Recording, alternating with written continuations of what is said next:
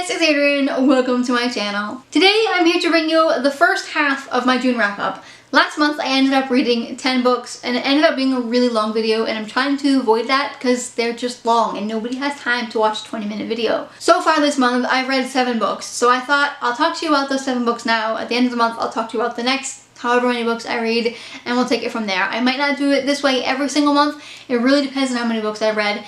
Lately I've been doing a whole lot of audiobooks because it's wonderful weather outside and I love to take walks in the summer and in the spring. So I've been listening to a lot of audiobooks, which is why my total has been so high lately. So let's talk about the 7 books that I have read so far this month. First off is one that I actually finished up in May, but I finished it up after I did my May wrap-up book, so I talk about it now, and that is Eleanor Oliphant is Completely Fine. This one follows a girl named Eleanor, and Eleanor has had a really difficult childhood. She's got lots of traumatic things that have happened, and in order for her to be able to function as an adult, she has had to really box her life in and have certain ways of doing certain things, and so she's become kind of awkward. She's a sweet girl, she's really sarcastic, really funny, really lovable. She might fall somewhere also on the spectrum as far as autism goes, but I'm not entirely sure because it doesn't really talk about that in the book, but that would be my guess. And so the book talks about how she goes about her day-to-day life and how she copes with all of these things that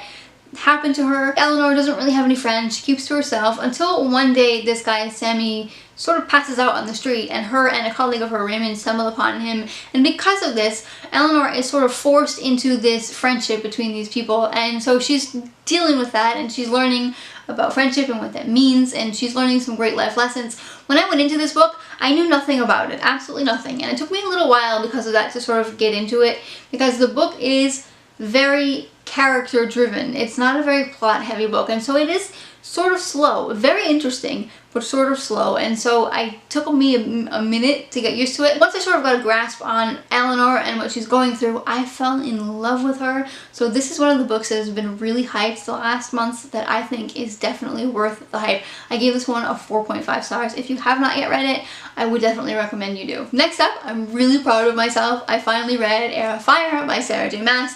This is the 3rd book in the Throne of Glass series. This one has been on several of my TBRs the past year, and I just haven't gotten around to it. I picked this one out from my TBR jar for my quarterly reading challenges, so I've read it. I'm proud of myself. I'm actually continuing on with the series, but that's a topic for another day. I liked this book much better than I liked Crown of Midnight. Crown of Midnight was a little bit difficult to get into. What I liked the most about this book were the new characters, especially Rowan. I thought he was done quite well. It is sort of a similar book to a lot of books I've read about fairies. I will say that. I still enjoy it, but it's not unique or original. That being said, these books are a little older than some of the other books that I've read, but I do enjoy it. Because this one got so much better, I am continuing on them with the series. I don't know if I mentioned already, but I ended up giving this one a 4.25, which is a lot higher than the one that I gave for Crown of Midnight. Next up, I read Sleeping Giants by Sylvain Neuvel. I don't know how to pronounce his name. I'm awful. The Dutch, it's in my brains. Anyway, I listened to this one on audio and I read the book at the same time. This one follows a girl named Rosa, and she falls into a hole essentially when she's a kid, and she lands in this giant hand.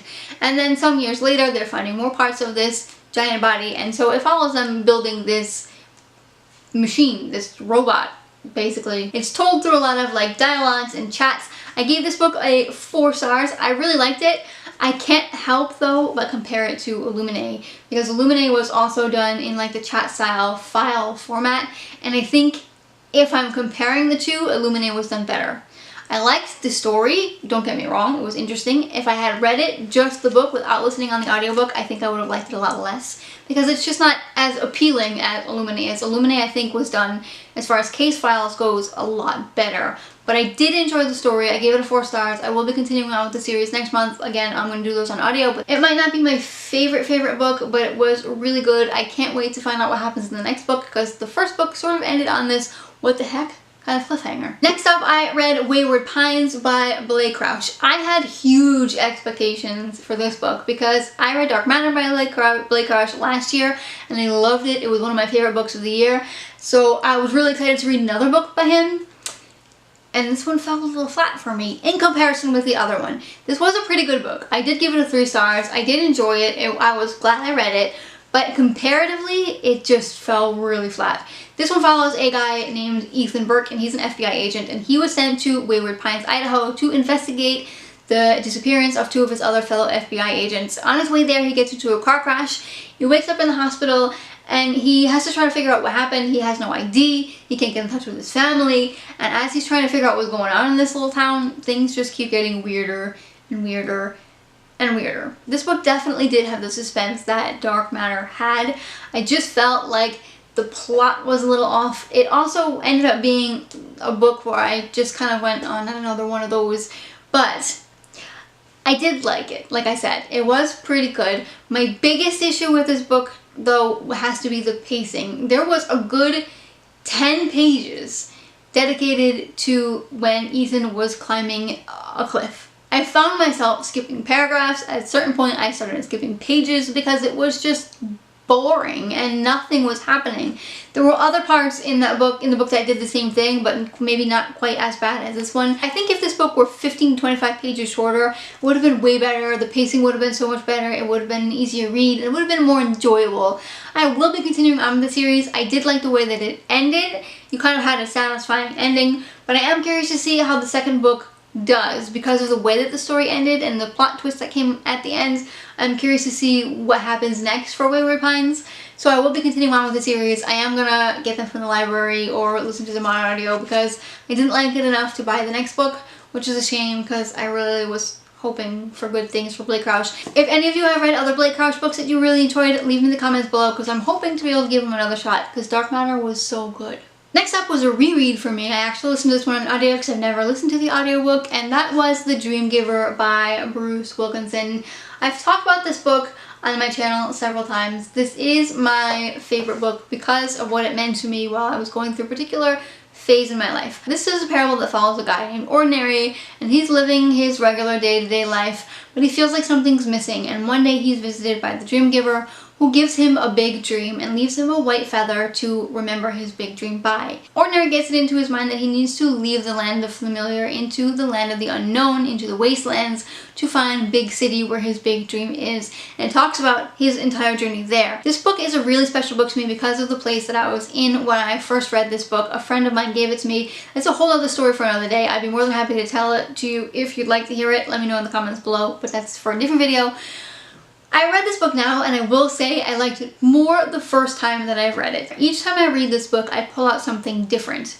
And each time I read this book, something new inspires me. It's just a quick little inspirational read that I recommend to anybody. It is a religious parable, but I think it's pretty good even if you're not religious because it's just a quick little inspiring parable that kind of helps us remember where we want to go in life and helps us remember that we do have dreams and everybody has been given a dream, whether it's a big dream or a little dream, and that we shouldn't let go of those dreams no matter how old we get. I thought it was really good. I gave it 5 stars. Again, I quickly wanted to mention that I reread this book because I have some fantastic things planned for my channel that I can't talk about yet, but I'm dying. I gotta tell you soon, just a few more weeks. Now, we finished The Dream Giver. I was going for a nice walk, so I was in the mood for some more inspirational things as I'm in nature and observing beautiful things. So I listened to For Everyone by Jason Reynolds. This one was a really good one. I would recommend you do this one as audio as well as reading the book along with it. This one is sort of on the flip side of The Dream Giver. While The Dream Giver talks about the possibilities of your dreams, For Everyone talks about the struggles that we all have getting to our dreams. And it talks about Jason's struggles when he was a 28-year-old, not really getting anywhere in life, and how that made him feel. So it was really down to earth. I felt that way. I related to that way. I think all of us can relate to that at some point or another. I would also recommend this one. It's a quick little book, quick little poetry book. I think it was like a half-an-hour audiobook, if that. And lastly, still on this walk, because I went for a big long walk and these are tiny little audiobooks, I listened to A Long Way Down by Jason Reynolds.